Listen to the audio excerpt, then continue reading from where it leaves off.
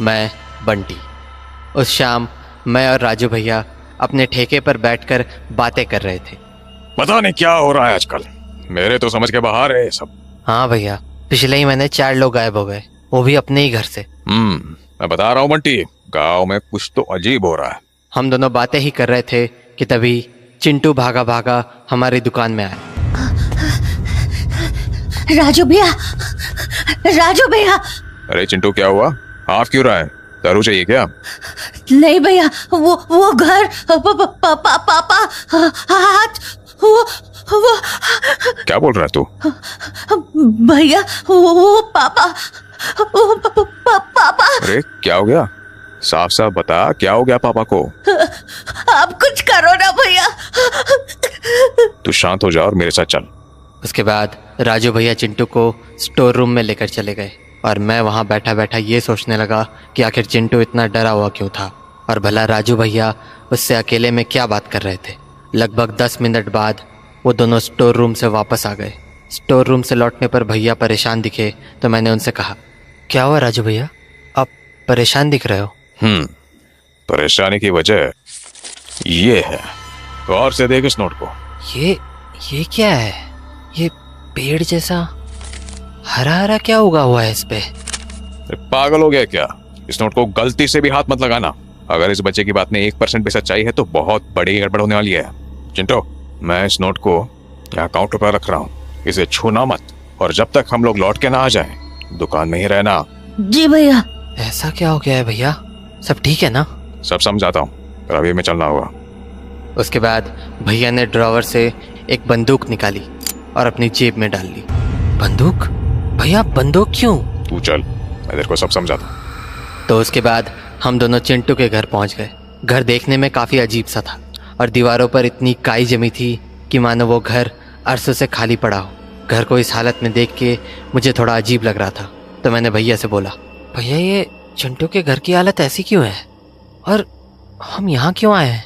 मैं तुझे पूरी बात बता तो दूंगा, पर उसके बाद तुझे भी मेरी एक बात माननी पड़ेगी। कौन सी बात? वो मैं तुझे बाद में बताऊंगा, पर पहले वादा कर कि तू मेरी बात मानेगा। ठीक है भैया, मानूंगा। तो सुन, तुझे पता है ना, चिंटू का बाप पहले खुद दारू लेने आता था। हाँ। पर 3 महीने से उसने दुकान आना बंद कर दिया और अपने बेटे को दारू लेने भेजने लगा। हाँ। तो चिंटू जब दुकान में आया तो उसने मुझे बीते 3 महीनों की पूरी कहानी सुनाई। उसने कहा पिछले 3 महीनों से उसे अक्सर स्कूल से घर लौटने में देरी हो जाया करती थी, क्योंकि वो स्कूल के बाद अपनी ट्यूशन क्लास करते हुए घर आता था। पर हर शाम उसे वैसा ही नजारा देखने को मिलता था। उसके घर में कभी कोई लाइट जली नहीं होती थी और उसका बाप कंबल में लिपट कर टीवी देखता रहता था। अगर कभी चिंटू लाइट ऑन करने की बात करता तो उसका बाप उस पर चिल्लाने लगता था। नहीं, लाइट नहीं चलानी, बिल्कुल नहीं। और हाँ, वो टेबल पे पैसे पड़े हैं, जा और मेरे लिए दारू लेके आ, जा।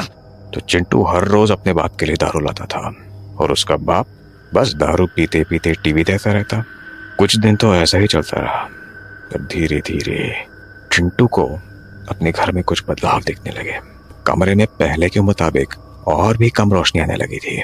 गौर से देखने पर पता चला कि उसके बाप ने सारी खिड़कियों और रोशनदानों में काला कपड़ा लगा दिया था ताकि कमरे में रोशनी ना आए, मानो उसके बाप को रोशनी से चिढ़ हो गई हो। चिंटू ये सब समझ तो नहीं पा रहा था, पर उसे ये बातें अजीब जरूर लगने लगी थी। पर आज जो हुआ उससे चिंटू को पूरी तरह समझ आ गया कि उसके बाप के साथ कुछ बहुत बड़ी गड़बड़ चल रही है। आज क्या हुआ? ट्यूशन कैंसिल होने के कारण आज चिंटू जल्दी घर चला आया। घर पहुंचने पर उसे घर में वैसा ही अंधेरा दिखा, पर आज बाप टीवी नहीं देख रहा था। तो उसने सोचा लाइट जलाकर कमरे में पढ़ाई कर ले। पर जैसे ही चिंटू ने कमरे की लाइट जलाई, उसका बाप झल्ला कर चिंटू से लाइट बंद करने की जिद करने लगा। लाइट बंद कर लाइट। पर जब उसने अपने हाथ कंबल से बाहर निकाले तो चिंटू ने कुछ ऐसा देखा जिसने उसके होश उड़ा दिए। उसका पूरा हाथ मानो एक पेड़ की टहनी की तरह था जिस पर कई दिनों से काई जमी हो। पापा, बोला ना लाइट ऑफ कर, वरना अगर एक बार मैंने तुझे छू दिया तो तू भी जिंदगी भर के लिए मेरे जैसा हो जाएगा।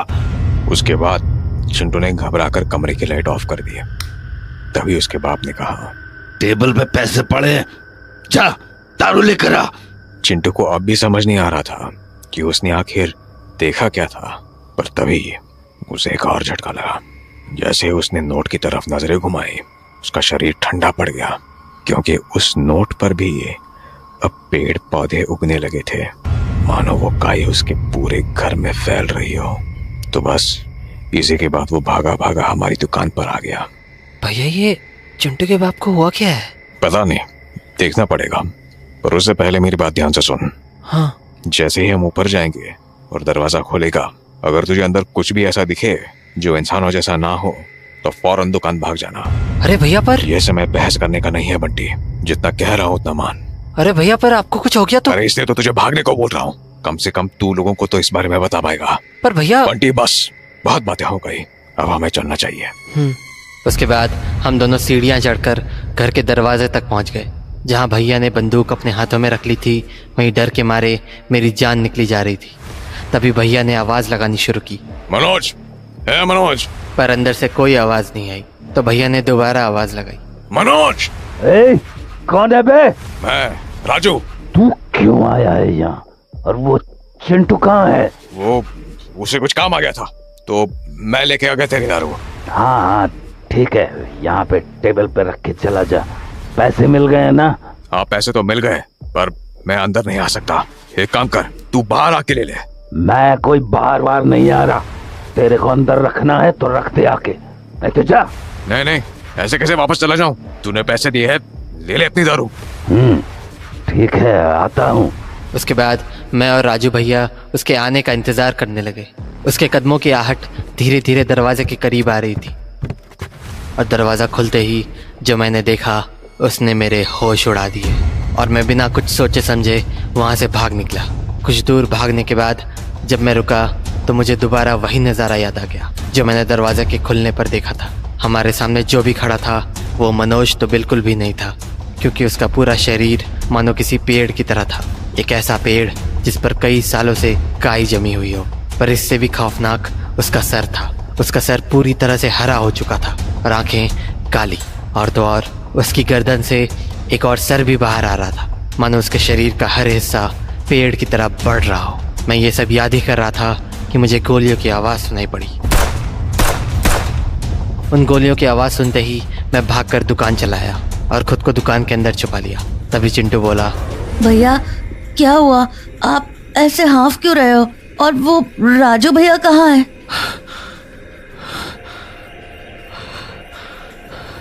भैया क्या हुआ? पापा कहाँ है? और राजू भैया वो कहाँ है?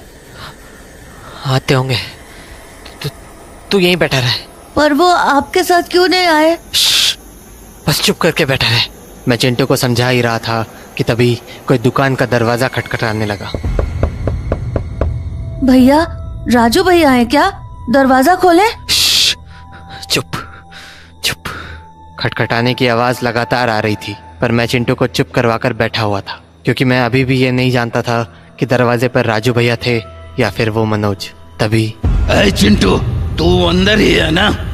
ला, मेरी दारू दे दे।